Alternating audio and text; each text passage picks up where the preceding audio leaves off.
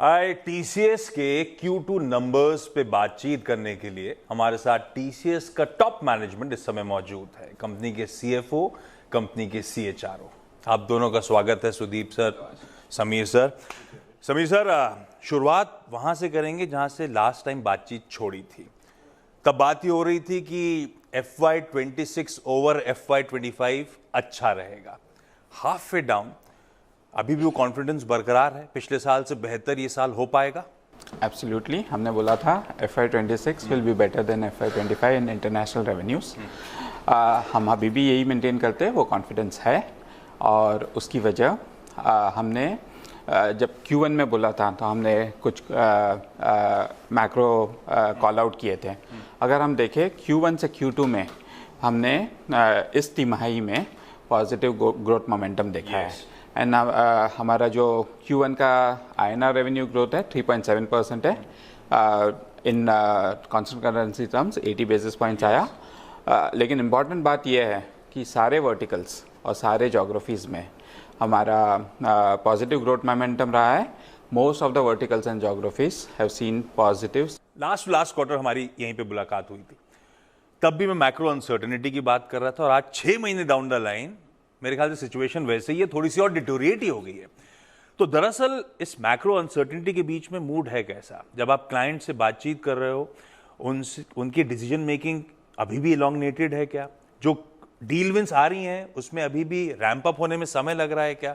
नए deals close होने में टाइम लग रहा है क्या? हो क्या रहा है मैक्रो एनवायरनमेंट के चलते? Macro uncertainty remains. लेकिन अगर देखें तो हमने जो कॉन्फिडेंस आ रहा है is primarily on behalf of that decision making में डिलेज या कैंसलेशंस जो हो रहे थे उस पर they have minimized, reduced, or so that is one part which is driving some part of the growth.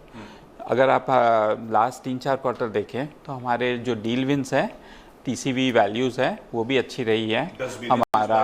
Absolutely. And एक मेगा डील भी आई है। So all that gives us better confidence in terms of visibility into the future. Sudeep sir,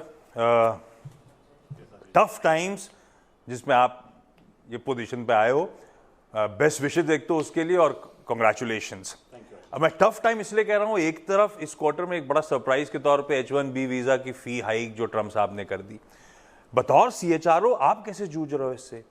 क्या, क्योंकि TCS के लिए बड़ा important, सबसे बड़े स्पॉन्सर आप H1B वीजाज के हो, क्या ये डिसाइड किया है कम H1B वीजाज के लिए अप्लाई करेंगे? क्या ये डिसाइड किया वहां पे लोकली हायर करेंगे या US ट्रैवल ही कम कर देंगे?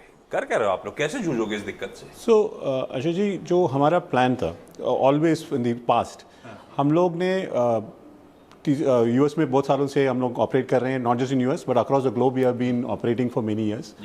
And our brand is a very strong brand in all these countries and we have been constantly investing. Trump साहब को आजकल याद नहीं लगे, आपका नाम तक लेके चिट्ठी लिखने हाँ, सो कॉन्स्टेंटली इन्वेस्ट कर रहे हैं। And we have been hiring from universities and things. So just बताऊँ, लास्ट 5 साल में we have 30,000 people in the US में हमने हायर किए हैं।